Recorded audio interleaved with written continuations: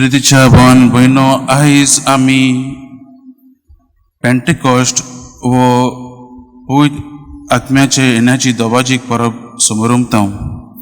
आनी आयज आमी नियाळ करुया की जायते फावटी आमी जेजू लागीं मागता, बापा लागीं मागता आनी आमच्या मागण्यांनी आमी पवित्र आत्म्याकूय जायते फावटी उलो करता. पूण जायते फावटी आमी पवित्र आत्म्याक तितलें मत दिवंक ना. आयज जेजू आमकां वाचपांतल्यान दाखोवप करता की ताणें आमकां सगल्यांक आमच्या मदीं आतां देखून पवित्र आत्मो धाडलेलो आसा आनी पवित्र आत्मोच आमच्या जिवितांत एक भाग घेता. पूण आमकां जायते फावटी आमी ताचेर भरवसो दवरलेलो ना, आमी ताचेर विश्वासूय दवरलेलो ना. आमकां तो एक एबसंट कसो आसा. जायते फावटी आमी जेजू लागीं मागता, बापा लागीं मागता, पूण पवित्र आत्म्याक आमी चड आमच्या तोंडार ताचें उतर आसना. आनी आयज होच पवित्र आत्मो जेन्ना आमी आयज ही पवित्र आत्म्याची परब समोर उरता तेन्ना आमी ह्या पवित्र आत्म्याचें म्हत्व कितें तें आयज ह्या वाचपांतल्यान आमकां कळोन येता. आयज पयल्याच वचपान आमी पळयत जाल्यार पवित्र आत्मो कसो हे भिरांतीन भरलेले शिसांचेर देंवन येता तो आमी पळयता. जेजू स्वर्गार गेलो आनी आतां शीस जे भिरांतीन आसलेले ते जुदेवाचे, कित्याक ते जाणा जेजू तांकां जाय आसलो की तांकां एक सोडवणदार कसो जाय आसलो की तो तांकां पॉलिटिकल कसो आपूण तांकां रोमकारांच्या हातांतलो सुटयलेलो तसलो मसाया असो जाय आसलो. पूण जेजू हो जावन आसलो सर्गीचो मसाया आनी आजून पर्यंत तांकां तो विश्वास दवरूंक तांकां कठीण जातालें आनी ते भिरांतीन हे भितर रावतात.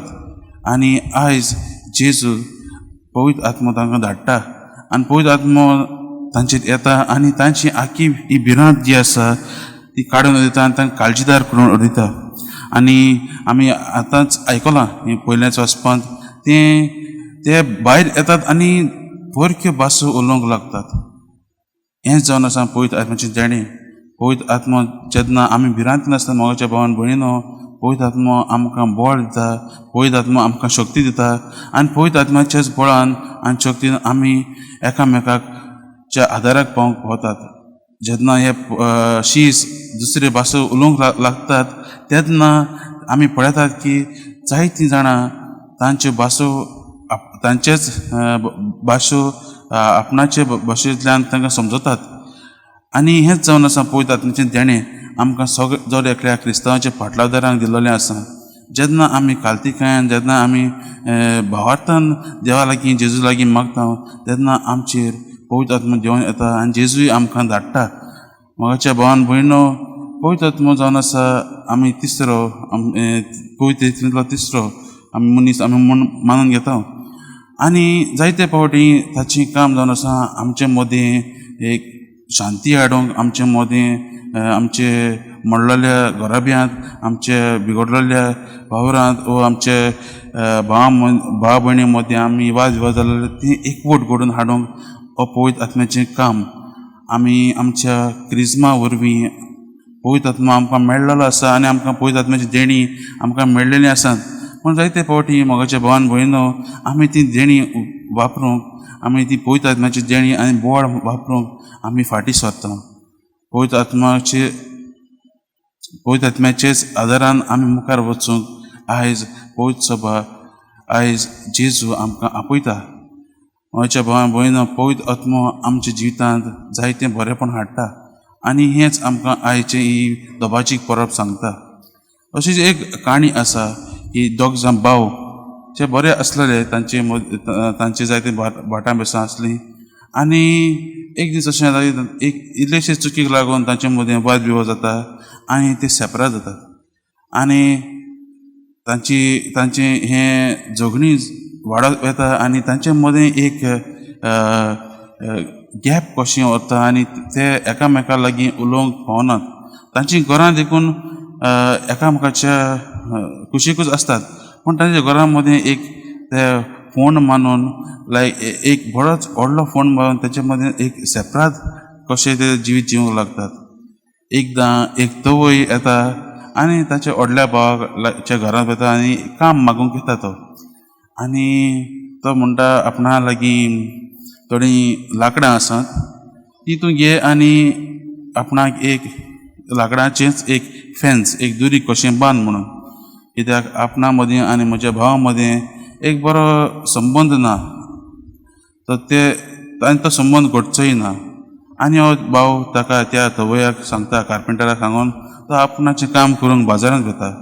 तेन्ना तो कामासान आपलें काम करून बाजारांत येता तेन्ना तो पळयता की एक दुरीक बांदचे सुवातेर हे धवयान एक ब्रीज बांदलेली आसता.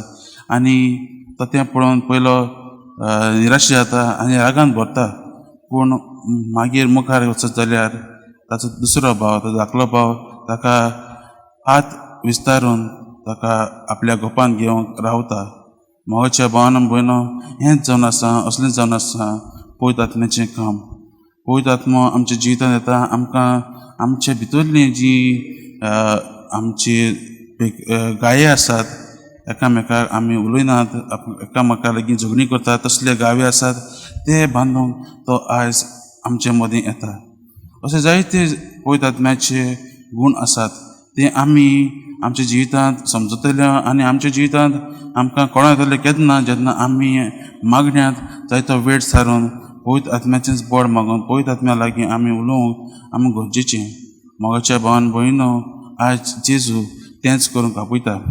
आयच्या शुभ वर्तमानांतूय आमी पळयत जाल्यार जेजू येवन शिसांक भेटता. ते भिरांतीन भितर बसलेले आसतात, पूण जेजू येता आनी तांकां शांती दिता. जायते फावटी आमी पळयलेलें आसा की जेजून शिसांक शांती दिलेली आसा, पूण तरी आसतना तांचे भितर ती भिरांत आसा. आनी आयज जेजू म्हणटा पवित्र आत्मो घेयात. तांकां तांचे भिरांतलें काडूंक जेजू तांचे स्वास सोडटा. जेजूचो स्वासूच जावन आसा पवित्र आत्मो, आनी तो तांचे भितर येता आनी तांची काळजां आयज पयल्या वाचपांनी पडलेलें आसा. आनी नवो करारांत धर्मपुत्राच्या इतिहासांत पळयल्यार वाचल्यार जायत्यो शिसांच्यो करण्यो आमकां दिसून येतात जे पवित्र आत्म्याच्याच बळान ते जेजूचें राज परगटूंक पावले. आयज जेजू हो स्वास सोडून आमचेरूय पवित्र आत्मा धाडलेलो आसा. आमच्या जिवितांत जेन्ना आमी वायट परिस्थितींत पडटा वा आमच्या जिवितांत आमी जेन्ना आमच्या भावा भयणां मदें वाद विवाद जाल्लो देखता, तेन्ना पवित्र आत्म्याच्याच बळान तेंच सगळें सारकें करूंक आमी वावरूंक गरजेचीं.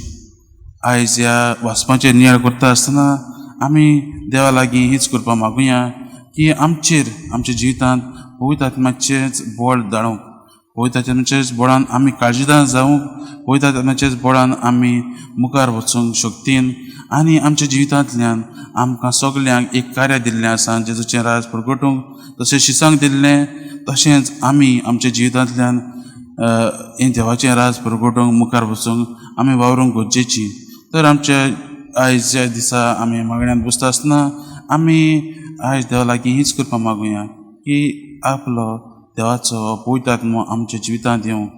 आमी घोडे आमचे क्रिस्मा वरवीं आमकां पवित्र आत्मो आमी शेवलेलो आसा, पूण जायते फावटी आमी हे पवित्र आत्म्याक आमचीं काळजाचीं दारां बंद केल्लीं आसात. जाता ते भाशेन आमी देवाचेरच आदार धरून जेजूचोच आदार मागून हो पवित्र आत्म्याक आमच्या काळजांत भितर घेवंक आनी काळजीदारपणान जेजून दिल्लें कार्य मुखार व्हरूंक हेच प्रार्थना आमी करुया.